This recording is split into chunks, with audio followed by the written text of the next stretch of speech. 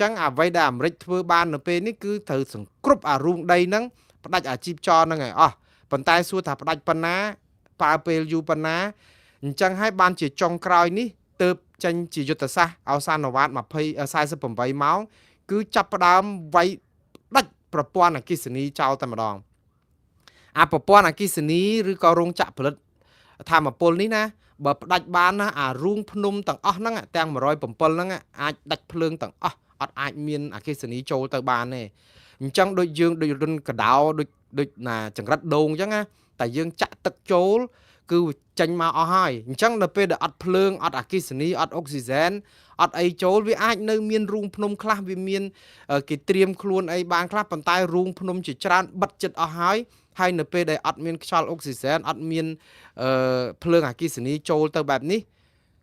មិនយូរទេនឹងចូលដល់ស្ថានភាពមហន្តរាយហើយសម្រាប់ប្រទេសអ៊ីរ៉ង់ដូច្នេះរឿងនេះអាចជាយុទ្ធសាស្ត្រចុងក្រោយរបស់អាមេរិកនៅក្នុងការគំរាមកំទេចរោងចក្រអគ្គិសនីហើយរោងចក្រអគ្គិសនីនេះមែនតើគឺជារឿងខុសច្បាប់មួយដ៏ធំទៀតតកតងនឹងសំណង់ស៊ីវិលណាបើសិនជាអង្គការសហប្រជាជាតិច្បាស់ជាថ្កោលទោសឲ្យព្រោះកន្លងមករុស្ស៊ីធ្លាប់ទម្លាក់គ្រាប់បែកទៅលើអារោងចក្រផលិតអគ្គិសនីធម្មពលអគ្គិសនីរបស់អ៊ុយក្រែនហ្នឹងធ្វើឲ្យរដូវត្រជាក់ហ្នឹងណាប្រជាពលរដ្ឋអ៊ីរ៉ង់ប្រជាពលរដ្ឋអ៊ុយក្រែននោះវេទនាមែនតើព្រោះអត់មានកម្ដៅអត់មានអីដើម្បីការពារនៅរដូវត្រជាក់អីចឹងណាគឺជាអំពើអមនុស្សធម៌ណាប៉ុន្តែអាមេរិកប្រហែលជាមិនអនុញ្ញាតឲ្យអ៊ីរ៉ង់នៅតែយកច្រកហ័រមូសធ្វើជាព្យុះភ្លៀងជាចំណាប់ខ្មាំងបានទៀតទេព្រោះរឿងនេះគឺតាក់ទងនឹងរឿងប្រេងកាតប្រេងឥន្ធនៈព្រោះច្រកហ័រមូសនេះគឺវាប៉ះពាល់ដូច domino effect គឺផលប៉ះពាល់ដូចបន្ទះ domino អញ្ចឹងតាច្រកហ័រមូសបិទគឺវាដួលគ្រប់កន្លែងសាំងឡើងថ្លៃប្រជាពលរដ្ឋក៏មានបញ្ហាសេដ្ឋកិច្ចក៏គាំងអីលាក់នឹងលាក់អញ្ចឹងត្រូវតែបើកច្រកនេះឲ្យចេញព្រោះឯអាមេរិកដែលគេចាត់ទុកថាគាត់ដូចជាឃ្លីងឃ្លោងពំតណោតហ្នឹងយើងឃើញហើយសុកស្រាប់អនុញ្ញាតឲ្យរុស្ស៊ីបញ្ចេញប្រេងមកអត់ដាក់ទណ្ឌកម្មទេធ្លាប់ដាក់ទណ្ឌកម្មរុស្ស៊ីរឿងអ៊ុយក្រែនហ្នឹងរឿងហាមប្រទេសឥណ្ឌាឬក៏ប្រទេសដទៃទៀតកុំឲ្យទិញប្រេងពីរុស្ស៊ីដើម្បីឲ្យរុស្ស៊ីដាច់ដង្ហើមកុំឲ្យមានលុយផលិតអាវុធទម្លាក់គ្រាប់លើអ៊ុយក្រែនទៀតអាហ្នឹងគឺជាអ្វីដែលអាមេរិកធ្លាប់ធ្វើដល់ពេលគេបិទច្រកហ័រមូសអស់ប្រេងឡើងថ្លៃលោកត្រាំខ្លាចពិភពលោកថាមកពីលោកត្រាំហ្នឹងបានប្រេងឡើងថ្លៃដកទណ្ឌកម្មពីរុស្ស៊ីមួយរយៈពេលសិនអត់ឲ្យប្រទេសណាចង់និយាយប្រទេសដែលទិញប្រេងរុស្ស៊ីទិញចោះលែងដាក់ទណ្ឌកម្មលែងអីហើយដើម្បីឲ្យប្រេងហ្នឹងអាចចរាចរបានអាហ្នឹងរឿងរុស្ស៊ីមួយរឿងជាមួយអ៊ីរ៉ង់ក៏ចឹងដែរអាមេរិកដាក់ទណ្ឌកម្មអ៊ីរ៉ង់នេះរាប់សិបឆ្នាំហើយតែមកដល់ពេលនេះស្រាប់តែលើកទណ្ឌកម្មអ៊ីរ៉ង់តាក់ទងនឹងរឿងដឹកប្រេងនឹងដែរព្រោះប្រេងរបស់អ៊ីរ៉ង់ដឹកចេញពីសមុទ្រពីព្រំប្រទល់អ៊ីរ៉ង់ហ្នឹងចេញទៅក្នុងដែនសមុទ្រអន្តរជាតិហ្នឹងមានដល់ទៅ170លានបារ៉ែលគឺធុងដូច្នេះអាមេរិកគិតថាបើដាក់ទណ្ឌកម្មអ៊ីរ៉ង់គឺប្រេងហ្នឹងអត់អាចលក់បានវាទៅធ្វើឲ្យតម្លៃទីផ្សារប្រេងហ្នឹងគឺវាថ្លៃអញ្ចឹងសុកចិត្តអាកាត់មួយគឺថាបធូរបន្ថយអត់យកទណ្ឌកម្មអ៊ីរ៉ង់ដកក្នុងបដោះអាសន្នហ្នឹងឲ្យលក់ប្រេងហ្នឹងបានចោះអញ្ចឹងទៅបានប្រជាពលរដ្ឋឬក៏អ្នកវិភាគថាមិនចឹងលោកត្រាំដូចរៀងក្លែងឃ្លោងពំតណោតខ្លួនឯងម៉េះតែលក់ប្រេងឬក៏ទិញប្រេងអ៊ីរ៉ង់បានន័យថាដូចជាផ្គត់ផ្គង់គ្រឿងសព្វាវុធអ៊ីរ៉ង់ទៀតហើយប៉ុន្តែបងប្អូននៅពេលនេះអត់ដូចពេលមុនទេបើទោះបីជាអ៊ីរ៉ង់លក់ប្រេងបានក៏ដោយក៏លុយហ្នឹងមិនអាចយកទៅបំពោកសព្វាវុធអីបានប្រមាណទេព្រោះអាមេរិកបំផ្លាញខ្ទេចខ្ទីអស់ច្រើនហើយយ៉ាងណាក៏វាសឹងតែខ្ទេចខ្ទីនៅក្នុងប្រព័ន្ធកំជ្រួចប្រព័ន្ធអីរបស់អ៊ីរ៉ង់អីនឹងប្រព័ន្ធការពារជាតិគេនោះណាតែសំខាន់បើយើងមើលក៏វាមានហេតុផលសមស្របមួយដែរព្រោះអាមេរិកឲ្យលក់ប្រេងដោយបណ្ដោះអាសន្ននេះដោយសារកលៈទេសៈនេះបើសិនជាមានទណ្ឌកម្មនេះគឺប្រេងលក់អត់បានអញ្ចឹងប្រេងឡើងថ្លៃអញ្ចឹងក៏វាសមហេតុសមផលថាគាត់ប្រហែលជាមិន flip flop ឬក៏ថាបាត់ដៃខ្នងដៃអីប្រមាណម្ដងដាក់ទណ្ឌកម្មម្ដងមិនដាក់ទណ្ឌកម្មដែរព្រោះអីអ្នកណាក៏យល់ដែរថាបើជាប់ទណ្ឌកម្មប្រេងលក់អត់បានទីផ្សារប្រេងនៅលើពិភពលោកឡើងថ្លៃព្រោះអាមេរិកមិនមែនដើម្បីបុព្វហេតុអាមេរិកអីទៀតទេគឺដើម្បីបុព្វហេតុពិភពលោកដែរនៅពេលដែលឲ្យលក់ប្រេងហ្នឹងទៅកុំឲ្យប្រេងឡើងថ្លៃដល់មួយធុង$120អីទៀតព្រោះឥឡូវនៅត្រឹម112អីហ្នឹង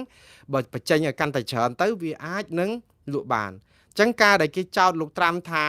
រៀងដូចពំតណោតហ្នឹងវាមានហេតុផលសមរម្យរបស់គេក៏ប៉ុន្តែកលៈទេសៈនេះអ្នកណាក៏ពិបាកដែរ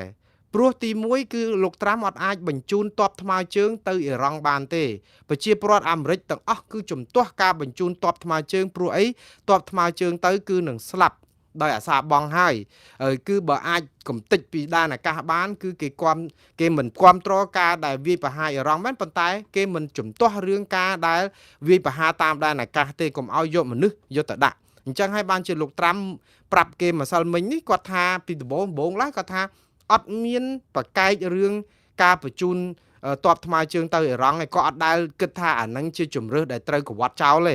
គឺនៅតែគិតពិចារណាអញ្ចឹងប៉ុន្តែប្រហែលថ្ងៃនេះគាត់មានចំហច្បាស់លាស់មួយគឺថាគាត់អត់មានបញ្ជូនទ័ពថ្មើរជើងអាមេរិកទៅអ៊ីរ៉ង់កន្លែងណាមួយទេប៉ុន្តែបញ្ជូនទៅមជ្ឈិមបូព៌ាបានដែរទៅមូលដ្ឋានទ័ពអាមេរិកអីចឹងទៅអញ្ចឹងការដែលផ្លាស់ប្ដូរចំហរបស់លោកត្រាំដែលកាលពីដើមឡើយថានឹងចង់បញ្ជូនទ័ពថ្មើរជើងនេះខ្ញុំជឿថាជាសារមួយគម្រាមដល់អ៊ីរ៉ង់ថា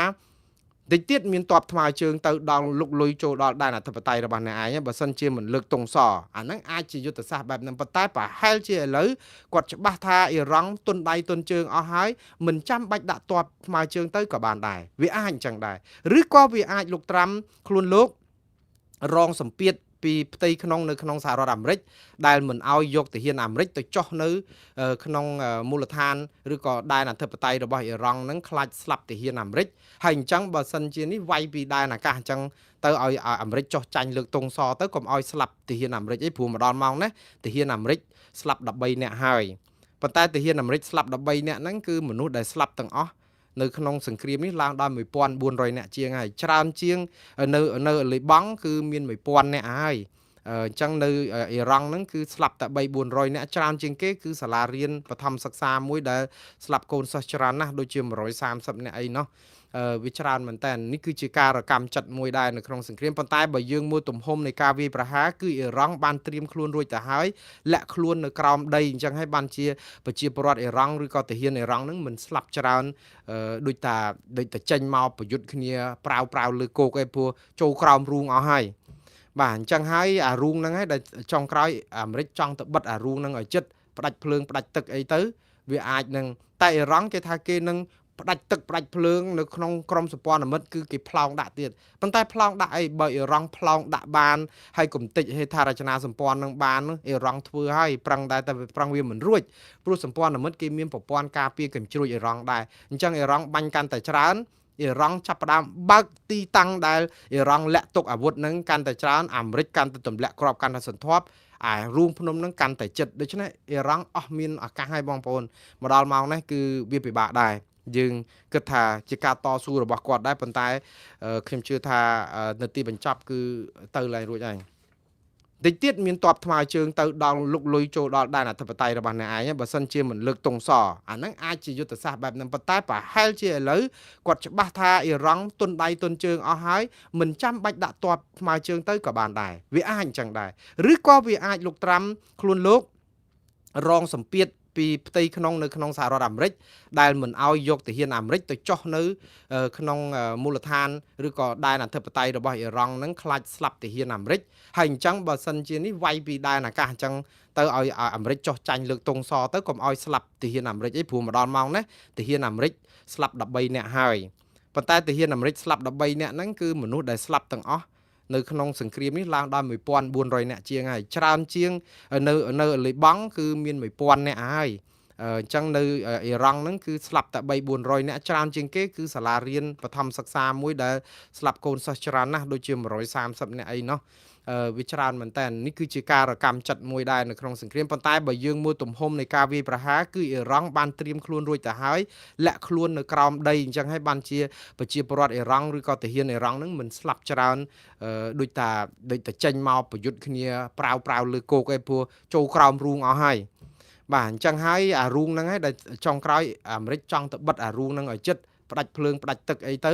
វាអាចនឹងតែអ៊ីរ៉ង់គេថាគេនឹងផ្ដាច់ទឹកផ្ដាច់ភ្លើងនៅក្នុងក្រមសម្ព័ន្ធមិត្តគឺគេប្លង់ដាក់ទៀតប៉ុន្តែប្លង់ដាក់អីបើអ៊ីរ៉ង់ប្លង់ដាក់បានហើយគំតិចហេដ្ឋារចនាសម្ព័ន្ធនឹងបានអ៊ីរ៉ង់ធ្វើហើយប្រឹងតែប្រឹងវាមិនរួចព្រោះសម្ព័ន្ធមិត្តគេមានប្រព័ន្ធការពារកញ្ជ្រួចអ៊ីរ៉ង់ដែរអញ្ចឹងអ៊ីរ៉ង់បាញ់កាន់តែច្រើនអ៊ីរ៉ង់ចាប់ផ្ដើមបើកទីតាំងដែលអ៊ីរ៉ង់លាក់ទុកអាវុធនឹងកាន់តែច្រើនអាមេរិកកាន់តែទម្លាក់គ្រាប់កាន់តែសន្ធាប់ រួមភ្នំនឹងកាន់តែចិត្តដូច្នេះអ៊ីរ៉ង់អស់មានឱកាសឲ្យបងប្អូនមកដល់ម៉ោងនេះគឺវាពិបាកដែរយើងគិតថាជាការតស៊ូរបស់គាត់ដែរប៉ុន្តែខ្ញុំជឿថានៅទីបញ្ចប់គឺទៅឡើងរួចហើយបាទឥឡូវខ្ញុំព័ត៌មានរឿងអាមេរិកខ្ញុំសុំទោសឲ្យដែលចាប់ផ្ដើមពីរឿងអាមេរិកទៅមុនហើយបងអែមខ្មែរមកក្រោយវិញម្ដងដោយសារតែរឿងនឹងវាធំដែរពូខ្មែរយើងបងអែមយើងដដែលរាល់ថ្ងៃទេបងប្អូនព្រោះជួនកាលបងប្អូនខ្លះអាចនឹងតលន់ខ្លះដែរហើយព្រោះអីស្ដាប់ទៅថាឮតការឈឺចាប់អត់មានដំណោះស្រាយអីចង់កើតរោគ stress បាក់ទឹកចិត្តហើយបងប្អូនកុំអាលបាក់ទឹកចិត្តគ្មានស្អីដែលគ្មានដំណោះស្រាយទេសង្ឃឹមថារដ្ឋាភិបាលកម្ពុជាយើងនឹងដាក់ពាក្យប្តឹងទៅតុលាការយុត្តិធម៌អន្តរជាតិនិងព្រំដែនអន្តរជាតិដើម្បីឲ្យបងប្អូនយើងធូរចិត្តយើងធ្វើអីក៏មិនធូរចិត្តដែរកើតឥឡូវក៏ប៉ុន្តែយុទ្ធសាស្ត្ររបស់អាមេរិកនៅពេលនេះគឺដូចជាការគ្រោងទុកដែរគឺទី1គឺវាយផ្ដាច់ប្រព័ន្ធអាកាសរបស់អ៊ីរ៉ង់និងប្រព័ន្ធផ្លូវទឹករបស់អ៊ីរ៉ង់គឺដាច់អស់ហើយប្រព័ន្ធផ្លូវគោកផ្លូវអីហ្នឹងអ៊ីរ៉ង់ក៏អត់អាចងើបនៅលើបានដែរវាមាននៅក្នុងរូងដីទេដូច្នេះអញ្ចឹងអ្វីដែលអាមេរិកធ្វើបាននៅពេលនេះគឺត្រូវសង្គ្រប់អារូងដីហ្នឹងផ្ដាច់អាជីពចរហ្នឹងឲ្យអស់ប៉ុន្តែសួរថាផ្ដាច់ប៉ុណ្ណាប្រើពេលយូរប៉ុណ្ណា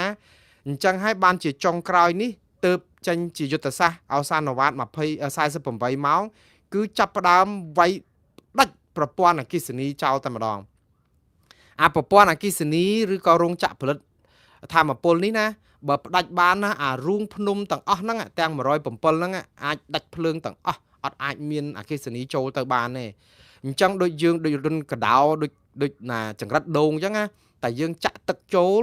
គឺចេញមកអស់ហើយអញ្ចឹងនៅពេលដែលអត់ភ្លើងអត់អគ្គិសនីអត់អុកស៊ីហ្សែនអត់អីចូលវាអាចនៅមានរូងភ្នំខ្លះវាមានគេត្រៀមខ្លួនអីបានខ្លះប៉ុន្តែរូងភ្នំជាច្រើនបិទចិត្តអស់ហើយនៅពេលដែលអត់មានខ្យល់អុកស៊ីហ្សែនអត់មានភ្លើងអគ្គិសនីចូលទៅបែបនេះមិនយូរទេនឹងចូលដល់ស្ថានភាពមហន្តរាយហើយសម្រាប់ប្រទេសអ៊ីរ៉ង់ដូច្នេះរឿងនេះអាចជាយុទ្ធសាស្ត្រចុងក្រោយរបស់អាមេរិកនៅក្នុងការគំរាមកំទេចរោងចក្រអគ្គិសនីហើយរោងចក្រអគ្គិសនីនេះមែនតើគឺជារឿងខុសច្បាប់មួយដ៏ធំទៀតតកតងនឹងសំណង់ស៊ីវិលណាបើសិនជាអង្គការសហប្រជាជាតិច្បាស់ជាថ្កោលទោសឲ្យព្រោះកន្លងមក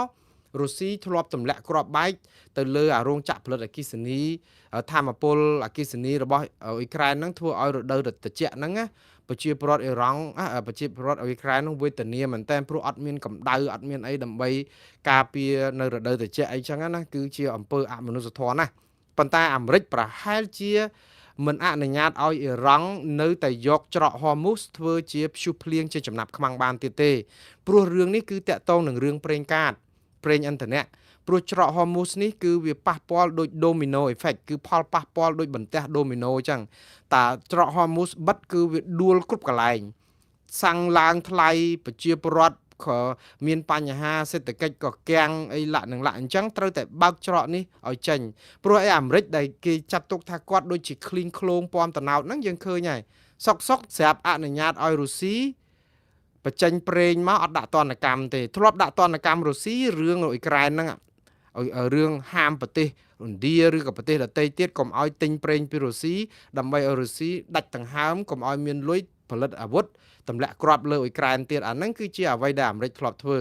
ដល់ពេលគេបិទច្រកហ័រមូសអស់ប្រេងឡើងថ្លៃលោកត្រាំខ្លាចពិភពលោកថាមកពីលោកត្រាំហ្នឹងបានប្រេងឡើងថ្លៃដកទណ្ឌកម្មពីរុស្ស៊ីមួយរយៈពេលសិនអត់ឲ្យប្រទេសណាចង់និយាយប្រទេសដែលទិញប្រេងរុស្ស៊ីទិញចោះលែងដាក់ទណ្ឌកម្មលែងអីហើយដើម្បីឲ្យប្រេងហ្នឹងអាចចរាចរបានអាហ្នឹងរឿងរុស្ស៊ីមួយរឿងជាមួយអ៊ីរ៉ង់ក៏ចឹងដែរអាមេរិកដាក់ទណ្ឌកម្មអ៊ីរ៉ង់នេះរាប់សិបឆ្នាំហើយតែមកដល់ពេលនេះស្រាប់តែលើកទណ្ឌកម្មអ៊ីរ៉ង់តាក់ទងនឹងរឿងដឹកប្រេងនឹងដែរព្រោះប្រេងរបស់អ៊ីរ៉ង់ដឹកចេញពីសមុទ្រពីព្រំប្រទល់អ៊ីរ៉ង់ហ្នឹងចេញទៅក្នុងដែនសមុទ្រអន្តរជាតិហ្នឹងមានដល់ទៅ170លានបារ៉ែលគឺធុងដូច្នេះអាមេរិកគិតថាបើដាក់ទណ្ឌកម្មអ៊ីរ៉ង់គឺប្រេងហ្នឹងអត់អាចលក់បានវាទៅធ្វើឲ្យតម្លៃទីផ្សារប្រេងហ្នឹងគឺវាថ្លៃអញ្ចឹងសុកចិត្តកាត់មួយគឺថាបធូរបន្ថយអត់យកទណ្ឌកម្មអ៊ីរ៉ង់ដកក្នុងបដោះអាសន្នហ្នឹងឲ្យលក់ប្រេងហ្នឹងបានចោះអញ្ចឹងទៅបានប្រជាពលរដ្ឋឬក៏អ្នកវិភាគថាមិនចឹងលោកត្រាំដូចរៀងក្លែងឃ្លោងពំតណោតខ្លួនឯងម៉េះតែលក់ប្រេងឬក៏ទិញប្រេងអ៊ីរ៉ង់បានន័យថាដូចជាផ្គត់ផ្គង់គ្រឿងសព្វាវុធអ៊ីរ៉ង់ទៀតហើយ ប៉ុន្តែបងប្អូននៅពេលនេះអត់ដូចពេលមុនទេបើទោះបីជាអារម្មណ៍លក់ប្រេងបានក៏ដោយក៏លុយហ្នឹងមិនអាចយកទៅបំពោកសពាវុធអីបានប្រមាណទេព្រោះអាមេរិកបំផ្លាញខ្ទេចខ្ទីអស់ច្រើនហើយយ៉ាងណាក៏វាសឹងតែខ្ទេចខ្ទីនៅក្នុងប្រព័ន្ធកម្ជ្រួចប្រព័ន្ធអីរបស់អ៊ីរ៉ង់អីនិងប្រព័ន្ធការពារជាតិគេនោះណាតែសំខាន់បើយើងមើលក៏វាមានហេតុផលសមស្របមួយដែរព្រោះអាមេរិកឲ្យលក់ប្រេងដោយបណ្ដោះអាសន្ននេះដោយសារកលៈទេសៈនេះបើសិនជាមានទណ្ឌកម្មនេះគឺប្រេងលក់អត់បានអញ្ចឹងប្រេងឡើងថ្លៃអញ្ចឹងក៏វាសមហេតុសមផលថាគាត់ប្រហែលជាមិន flip flop ឬក៏ថាបាត់ដៃខ្នងដៃអីប្រមាណម្ដងដាក់ទណ្ឌកម្មម្ដងមិនដាក់ទណ្ឌកម្មដែរព្រោះអីអ្នកណាក៏យល់ដែរថាបើជាប់ទណ្ឌកម្មប្រេងលក់អត់បានទីផ្សារប្រេងនៅលើពិភពលោកឡើងថ្លៃព្រោះអាមេរិកមិនមែនដើម្បីបុព្វហេតុអាមេរិកអីទៀតទេគឺដើម្បីបុព្វហេតុពិភពលោកដែរនៅពេលដែលឲ្យលក់ប្រេងហ្នឹងទៅកុំឲ្យប្រេងឡើងថ្លៃដល់មួយធុង$120អីទៀតព្រោះឥឡូវនៅត្រឹម112អីហ្នឹងបើបញ្ចេញឲ្យកាន់តែច្រើនទៅវាអាចនឹងលក់បានចឹងការដែលគេចោទលោកត្រាំថារៀងដូចពំតណោតហ្នឹងវាមានហេតុផលសមរម្យរបស់គេក៏ប៉ុន្តែកលៈទេសៈនេះអ្នកណាក៏ពិបាកដែរព្រោះទី1គឺលោកត្រាំអត់អាចបញ្ជូនទ័ពថ្មើរជើងទៅអ៊ីរ៉ង់បានទេប្រជាពលរដ្ឋអាមេរិកទាំងអស់គឺជំទាស់ការបញ្ជូនទ័ពថ្មើរជើងព្រោះអីទ័ពថ្មើរជើងទៅគឺនឹងស្លាប់ដោយអាសាបងហើយគឺបើអាចកំទេចពីដែនអាកាសបានគឺគេមិនគ្រប់គ្រងការដែលវាយប្រហារអ៊ីរ៉ង់មែនប៉ុន្តែគេមិនជំទាស់រឿងការដែលវាយប្រហារតាមដែនអាកាសទេកុំឲ្យយកមនុស្សយកទៅដាក់អញ្ចឹងហើយបានជាលោកត្រាំប្រាប់គេម្សិលមិញនេះគាត់ថាពីដំបូងឡើងគាត់ថាអត់មានប្រកែករឿងការបញ្ជូនទ័ពថ្មើរជើងទៅអ៊ីរ៉ង់ឯក៏អត់ដែលគិតថាអានឹងជាជំរើសដែលត្រូវកវត្តចោលទេគឺនៅតែគិតពិចារណាអញ្ចឹងណាប៉ុន្តែប្រហែលថ្ងៃនេះគាត់មានចំហច្បាស់លាស់មួយគឺថាគាត់អត់មានបញ្ជូនទ័ពថ្មើរជើងអាមេរិកទៅអ៊ីរ៉ង់កន្លែងណាមួយទេប៉ុន្តែបញ្ជូនទៅមជ្ឈិមបូព៌ាបានដែរទៅមូលដ្ឋានទ័ពអាមេរិកអីអញ្ចឹងទៅអញ្ចឹងការដែលផ្លាស់ប្ដូរចំហរបស់លោកត្រាំដែលកាលពីដើមឡើយថានឹងចង់បញ្ជូនទ័ពថ្មើរជើងនេះខ្ញុំជឿថាជាសារមួយគំរាមដល់អ៊ីរ៉ង់ថា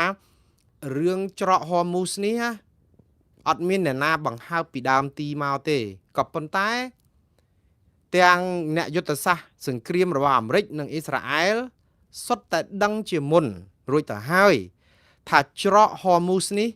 នឹងคล้ายទៅជាចំណុចចំណាប់ខ្មាំងមួយរបស់អ៊ីរ៉ង់ក្នុងការបិទសរសៃជីបចរនៃសម្ព័ន្ធមិត្តរបស់អាមេរិកគេដឹងរឿងហ្នឹងតាំងពីដើមមុននឹងវាយមកម្លេះប៉ុន្តែសំណួរសួរថាបើដឹងថាអ៊ីរ៉ង់នឹងបិទជីបចរកន្លែងហ្នឹងនឹងយកអាកន្លែងហ្នឹងជាចំណាប់ខ្មាំងតើបានត្រៀមខ្លួនយ៉ាងដូចម្ដេចហេតុអីក៏មកដល់ពេលហ្នឹងដូចជាអត់ទាន់មានយុទ្ធសាស្ត្រដើម្បីបិទបញ្ចប់រឿងហ្នឹងអញ្ចឹងនៅក្នុងការជជែកគ្នាដែលសិតតែអ្នកដែលរាយការណ៍ហ្នឹងប្រាប់ថាសុំមិនបញ្ចេញឈ្មោះប្រភពហ្នឹងគឺគេនិយាយថាអាមេរិកគឺបានដឹងច្បាស់ថាវាយអ៊ីរ៉ង់នេះណាមិនមែនធូរដោយអ្វីដែលជាការគិតទេគឺវាមានភាពស្មុគស្មាញច្រើនដែរស្មុគស្មាញច្រើនគឺដោយសារតែទី1គឺលក្ខណៈភូមិសាស្ត្ររបស់ប្រទេសអ៊ីរ៉ង់ដែលភាគច្រើនគេដឹងថាសពាវុធរបស់អ៊ីរ៉ង់លាក់នៅក្រោមរូងក្រោមដីហើយរូងក្រោមដីនេះគឺមែនតែនគឺមានអាវុធយុទ្ធភ័ណ្ឌអាមេរិកដូចជា B52 ឬក៏ B យន្តហោះទម្លាក់អា B2 តែទម្លាក់មានអាក្របបែកខួងដីរាប់តោនអីចូលទៅជំរឿរាប់សិបម៉ែត្រហើយបានផ្ទុះអីហ្នឹងតែរូងដីរូងភ្នំកន្លែងខ្លះវាជ្រៅលឹះនឹងដល់ទៅកន្លះគីឡូ1គីឡូដីគ្រាប់ហ្នឹងមិនអាចនឹងខួងទេព្រោះភ្នំភាគច្រើននៅអ៊ីរ៉ង់ហ្នឹងជាភ្នំថ្មមិនមែនដីទុនផុយអីទេដូច្នេះក៏គេដឹងថាវាមានភាពស្មុគស្មាញច្រើនដែរគឺគេនិយាយថាអាមេរិកគឺបានដឹងច្បាស់ថាវាយអ៊ីរ៉ង់នេះណាមិនមែនធូរដោយអ្វីដែលជាការគិតទេគឺវាមានភាពស្មុគស្មាញច្រើនដែរស្មុគស្មាញច្រើនគឺដោយសារតែទី1គឺលក្ខណៈភូមិសាស្ត្ររបស់ប្រទេសអ៊ីរ៉ង់ដែលភាគច្រើនគេដឹងថាសពាវុធរបស់អ៊ីរ៉ង់លាក់នៅក្រោមរូងក្រោមដីហើយរូងក្រោមដីនេះគឺមែនតែនគឺមានអាវុធយុទ្ធភ័ណ្ឌអាមេរិកដូចជា B52 ឬក៏ B យន្តហោះទម្លាក់អា B2 តែទម្លាក់មានអាក្របបែកខួងដីរាប់តោនអីចូលទៅជំរឿរាប់សិបម៉ែត្រហើយបានផ្ទុះអីហ្នឹងតែរូងដីរូងភ្នំកន្លែងខ្លះវាជ្រៅលឹះនឹងដល់ទៅកន្លះគីឡូ1គីឡូដីគ្រាប់ហ្នឹងមិនអាចនឹងខួងទេព្រោះភ្នំភាគច្រើននៅអ៊ីរ៉ង់ហ្នឹងជាភ្នំថ្មមិនមែនដីទុនផុយអីទេដូច្នេះក៏គេដឹងថាវាមានភាពស្មុគស្មាញច្រើនដែរ ក៏ប៉ុន្តែយុទ្ធសាស្ត្ររបស់អាមេរិកនៅពេលនេះគឺដូចជាការគ្រោងទុកដែរគឺទី1គឺវាយដាច់ប្រព័ន្ធអាកាសរបស់អ៊ីរ៉ង់និងប្រព័ន្ធផ្លូវទឹករបស់អ៊ីរ៉ង់គឺដាច់អស់ហើយប្រព័ន្ធផ្លូវគោកផ្លូវអីហ្នឹងអ៊ីរ៉ង់ក៏អត់អាចងើបនៅលើបានដែរវាមានតែក្នុងរូងដីទេដូច្នេះ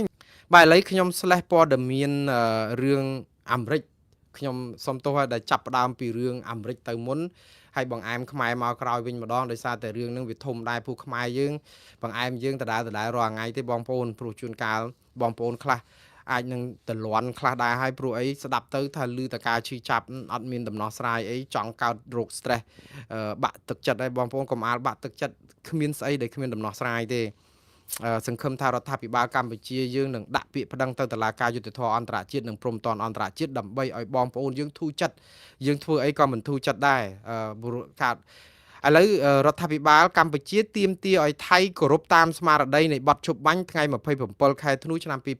2025ស្របពេលដែលយោធាថៃកំពុងពុះចែកដីខ្មែរឲ្យប្រជាប្រដ្ឋថៃនៅភូមិជោគជ័យ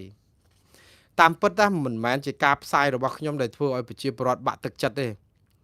គឺការដែលតវ៉ារបស់កម្ពុជាដែលឲ្យមិនប្តឹងទៅតុលាការអន្តរជាតិនេះដែលធ្វើឲ្យប្រជាពលរដ្ឋបាក់ទឹកចិត្តព្រោះដដែលរាល់ថ្ងៃ700 800ដងហើយឥឡូវប្រហែលជា1000ដងហើយដឹងនៅតែតវ៉ានៅតែស្នើនៅតែសុំហើយថៃគេអត់ស្ដាប់សោះយើងប្រមាណ100ដងតើយើងត្រូវអង្វរថៃដល់ណាទៀតខ្ញុំកំពុងតែឆ្ងល់ដែរយើងជារដ្ឋអធិបតេយ្យរបស់យើងមួយយើងទៅអង្វរគេយ៉ាងម៉េចទៀតយើងត្រូវស្នើគេយ៉ាងម៉េចទៀតយើងអំពាវនាវគេយ៉ាងម៉េចទៀតខ្ញុំកំពុងតែឆ្ងល់ព្រោះគេអត់ស្ដាប់យើងផងហ្នឹងតែយើងទៅអំពាវនាវគេយ៉ាងម៉េចដើម្បីឲ្យគេស្ដាប់ថ្ងៃនេះខ្ញុំឃើញសាររបស់រដ្ឋាភិបាលកម្ពុជាតាមរយៈអ្នកនាំពាក្យហ្នឹងថាអញ្ចេះរដ្ឋាភិបាលកម្ពុជានិងអាជ្ញាធរពាក់ព័ន្ធកំពុងតែតាមដានយកចិត្តទុកដាក់ខ្ពស់បំផុតចំពោះសកម្មភាពកងកម្លាំងថៃធ្វើឲ្យមានការកែប្រែស្ថានភាពនៅលើដីជាក់ស្ដែងនៅតំបន់ដែលពួកគេដណ្ដើមកាន់កាប់ដោយខុសច្បាប់ហើយធ្វើកំណត់ទូតតវ៉ាជាផ្លូវការនៅរាល់ទីតាំងទាំងអស់ដែលកម្លាំងថៃប្រព្រឹត្តខុសពីកិច្ចព្រមព្រៀងក្រោយពីបទឈប់បាញ់ចូលជាធរមានកាលពីថ្ងៃទី27ខែធ្នូឆ្នាំ2025កម្ពុជាមិនទទួលយកខ្សែព្រំដែនឬការទាមទារទឹកដីណាមួយតាមការអះអាងជាឯកតោភាគីដោយប្រទេសថៃឡើយហើយនៅតែរក្សាសិទ្ធិពេញលេញនិងស្របច្បាប់របស់ខ្លួននៅក្នុងការកំណត់ព្រំដែនអន្តរជាតិរវាងប្រទេសទាំងពីរនេះគឺជាប្រសាសន៍របស់លោកប៉ែនបូណាដែលជាប្រធានអ្នកនាំពាក្យអង្គភាពអ្នកនាំពាក្យរបស់រដ្ឋាភិបាលនេះគឺជាសារលើកទី1000របស់លោកប៉ែនបូណាបើតាមដឹងតែសារនេះគឺលោកធ្វើនៅពេលដែលប្រមាណថ្ងៃមុននេះគឺថៃចាប់ផ្ដើមវាស់ប្លង់ដី70រៃនៅឯតំបន់ភូមិជោគជ័យឲ្យក្រុមគ្រួសារ3គ្រួសាររបស់ថៃយកទៅកាន់កាប់យើងម៉ោងនេះហើយវាគួរតែមានការចរចាដោះស្រាយអីយើងអង្វរថៃឡើងឆ្អែតសង្ឃឹមតែគេព្រមយើងអាវាស់វែងក៏មិនវាស់វែងជាមួយយើងឥឡូវមកវាស់វែងចែកដីឲ្យថៃទៀតហើយយើងនៅតាមអង្វរគេទៀតខ្ញុំអត់យល់អាហ្នឹងហើយដែលធ្វើឲ្យប្រជាពលរដ្ឋយើងបាក់ស្មារតីបាក់ស្បាតកើតជំងឺរោគចិត្តណាដោយសារតែយើងដដែលហើយខ្ញុំថារដ្ឋាភិបាលគាត់ថ្លែងសារនេះគឺដោយសារអីមានសេចក្តីប្រកាសព័ត៌មានមួយទៀតកាលពីខ្ញុំអានសេចក្តីប្រកាសព័ត៌មានហ្នឹងចាំខ្ញុំជាប់20ខែមីនាអាមុនហ្នឹងអាសេចក្តីប្រកាសព័ត៌មានកាលថ្ងៃ17ហ្នឹងគឺថៃយកបាន12ទីតាំងទៀតអាមុន14អញ្ចឹង26ហ្នឹងគាត់ព្រមទទួលស្គាល់ឥឡូវអាថ្ងៃទី20ហ្នឹងគាត់ប្រកាសមានទីតាំងថ្មីទៀតដែរតើទីតាំងប្រមាណទៀតដែលថៃកំពុងគ្រប់គ្រងឲ្យយើងប្រាប់ម្ដងមួយហេតុអីក៏មិនប្រាប់ម្ដងឲ្យអស់ហ្មងនៅកន្លែងណាយាមការលេខប្រមាណទីតាំងហ្នឹងនៅណារូបភាពមិនគេយកអីគេខ្លះឥឡូវគាត់ថាសេចក្តីប្រកាសព័ត៌មានរបស់ក្រសួងការបរទេសនៅចុងសប្តាហ៍នេះបានន័យថានៅថ្ងៃទី20ខែមីនាហ្នឹងគឺចុងសប្តាហ៍ថ្ងៃ20មីនាហ្នឹងកម្ពុជាធ្វើការតវ៉ាផ្លូវការបន្ថែមថ្មីមួយទៀតបាទលើកទី1000ជាងហើយប្រឆាំងទៅនឹងការបន្តសកម្មភាពរំលោភលើអធិបតេយ្យភាពនិងបូរណភាពទឹកដីកម្ពុជាដោយកម្លាំងប្រដាប់អាវុធថៃក្រោយបទឈប់បាញ់នៅថ្ងៃទី27ខែធ្នូឆ្នាំ2025នៅតំបន់បឹងតគួនយើងឃើញមានផ្សែងហុយចេញពីទីតាំងចំនួន3ដែលសន្មតថាជាផ្ទះកំពុងឆេះនៅក្នុងតំបន់លំនៅឋានរបស់ប្រជាពលរដ្ឋកម្ពុជា